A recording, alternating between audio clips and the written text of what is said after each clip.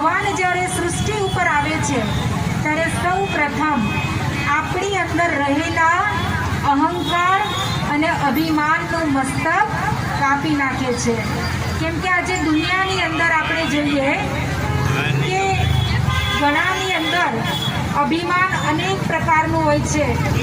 કોઈને પોતાના રૂપિયાનું અભિમાન હોય, કોઈને પોતાની સત્તાનું અભિમાન હોય, કોઈને પોતાની પોસ્ટ પોઝિશન કે કોઈને પોતાના રૂપનું અભિમાન હોય છે. તો ભગવાન જ્યારે સૃષ્ટિ પર આવે છે ત્યારે સૌ પ્રથમ આ અહંકાર અને અભિમાનનું મસ્તક કાપી નાખે છે.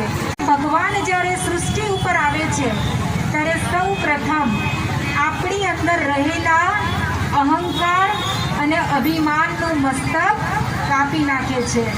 કેમ કે આજે દુનિયાની અંદર આપણે જોઈએ કે ઘણાની અંદર અભિમાન અનેક